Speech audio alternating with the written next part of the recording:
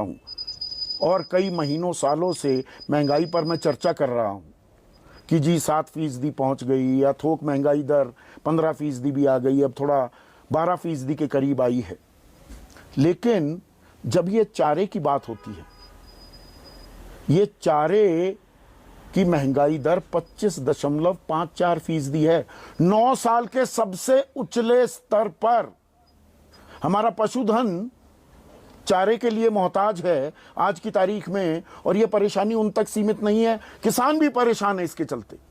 इसके बारे में नरेंद्र सिंह तोमर कह रहे हैं कि हाँ, बड़ा संकट खड़ा हो सकता है। सरकार क्या कर रही है? संदीप भाई, आपका जो आज का मुद्दा है निश्चित रूप से बहुत ही सार्थक मुद्दा है, और ये एक मैं समझता हूँ कि जिस प्रकार से प्रधानमंत्री जी ने भी इसको लेकर एक कृषि केंद्रित जो हमारी अर्थव्यवस्था होनी चाहिए, उसमें मुख्य रूप से जो केंद्र सरकार की जो योजना है, या आप कह लीजिए बजट का जो एक भारी भरकम अंश जो है, उसके ऊपर भी हम अगर कहीं गौर करेंगे तो निश्चित रूप से सरकार इसको लेकर संवेदनशील भी है। और आज जो आपने मुद्दा उठाया, निश्चित रूप से इस मुद्दे पर अगर बात होगी तो कुछ लोगों को समझ में आएगा कि हाँ, ये जो पशु आहार को लेकर जो आप कह रहे हैं, नहीं, बात कब होगी? आप 80 करोड़ लोगों को गरीब कल्याण के नाम पर 5 किलो अनाज दे देते हैं। ये पशुधन जो है हमारा, इसका संरक्षण करना क्या सरकार की जिम्मेदारी नहीं है? और इसी से किसानों का हित भी जुड़ा हुआ है। पशुपालन में किसानों की तादाद, किसानों की परसेंटेज जो आमदनी आती है वो लगातार बढ़ रही है।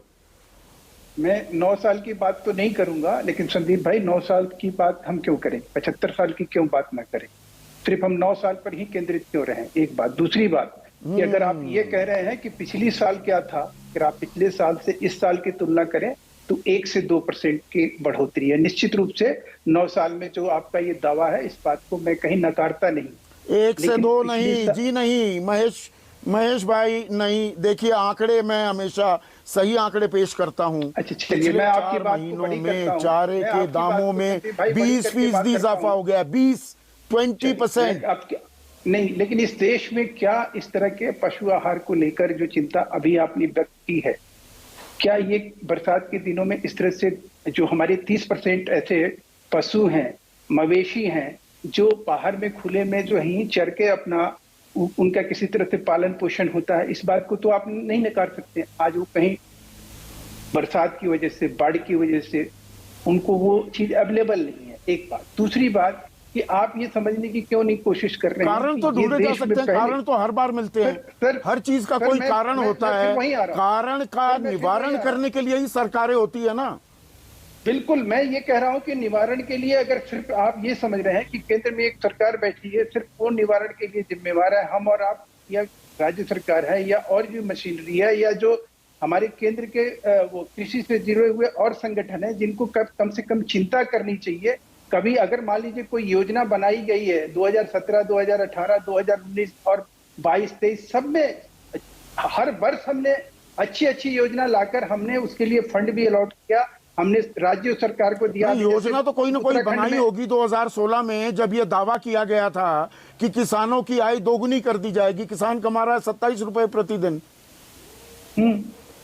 तो उसका लक्ष्य जो है यही तो है। उस लक्ष्य को हम कैसे हासिल करेंगे? अगर उस लक्ष्य के लिए हमारे पास पैसा होगा, इंफ्रास्ट्रक्चर होगा, हम उनके लिए संसाधन मुहैया कराएंगे, हम उनके लिए मार्केट मुहैया कराएंगे, तभी तो वो कहीं जाके हम आय उनकी दोगुनी कर पाएंगे। हमारे पास जमीन तो वही है ना सर, लेकिन जनसंख्या बढ़ी हुई है। 27 रुपए कमाने वाला किसान अपने पशुधन के लिए 20 रुपए किलो का भूसा खरीद लेगा, तूड़ा खरीद लेगा, है ना। 8 रुपए किलो वाला हरा चाला खरीद लेगा, 30 रुपए किलो वाली सरसों की खल खरीद लेगा। सरकार ये मानकर चल रही है। नहीं, सरकार की मैं आपसे जो चीज समझने की कोशिश कर रहा था, वो ये समझने की कोशिश कर रहा था कि जो आज मुद्दा आपने ये उठाया है, इस मुद्दे को आप सिर्फ एक तरफा मत देखिए, कम से कम उस दूसरे पहलू को भी देखिए कि आज की डेट में हमने जो केंद्र सरकार ने क्या इसमें किसी तरह की कोई कमी छोड़ी? केंद्र सरकार ने राष्ट्रीय पशुधन आहार योजना लेकर आई या नहीं आई?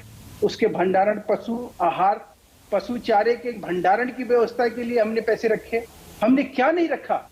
लेकिन सवाल यह है कि इसमें जो राज्य सरकार है उसकी भी भूमिका होती है, उसमें जो कोऑपरेटिव सहकारी व्यवस्था है, सहकारी संगठन है, उनकी भी उसमें भागीदारी होती है। तो ये जो आज हम पूरे देश में आप हरित क्रांति, कोऑपरेटिव मिनिस्टर है ना, जितनी भी देश चीजें में आप तो देख रहे कोऑपरेटिव हैं, मिनिस्ट्री भी बन गई, देश के गृह मंत्री अमित शाह बिल्कुल। कोऑपरेटिव मिनिस्टर हैं। और इसका एक नजारा आपको मैं बताऊं कि आज के डेट में अगर वो सहकारी मंत्रालय बना है और सहकारिता मंत्रालय बना है, उसकी वजह से आज सर्वप्रथम देश में उत्तराखंड में जो है घसियारी योजना, मुख्यमंत्री घसियारी योजना शुरू किया गया है। इतनी अनूठी पहल 75 साल में कब हुई, कैसे हुई, आप मुझे बता दीजिए, किसी सरकार ने ऐसे किया हो? तो कहीं ना कहीं ये सामने एक संकट खड़ा है। देश के कृषि और किसान कल्याण मंत्री मान रहे हैं आने वाले दिनों में चारा संकट होने वाला है, तो किसान को राहत देना किसकी जिम्मेदारी है महेश भाई? हमारी निश्चित रूप से, हम कब कह रहे हैं, आपने जैसे अभी लिम्पी डीजेज के बारे में बात करी, गाय के बारे में बात करी, सरकार जो है एक टास्क फोर्स बनाई है, लगातार हम राज्य सरकार के साथ जो है वो समन्वय करके उनसे हर तरह से जहां जहां जरूरत है, जितनी वैक्सीन की जरूरत है, जितनी दवा की जरूरत है, वहां मुहैया भी कराया जा रहा है। कहीं ऐसी कोई लापरवाही या कर्तव्यहीनता आपको पशु वोट नहीं देता ना, तो पशु वोट नहीं देता। आम आदमी के लिए वायरस है, 5 किलो फ्री का अनाज दे देंगे, पशु वोट नहीं देता। नहीं, ये बात नहीं है।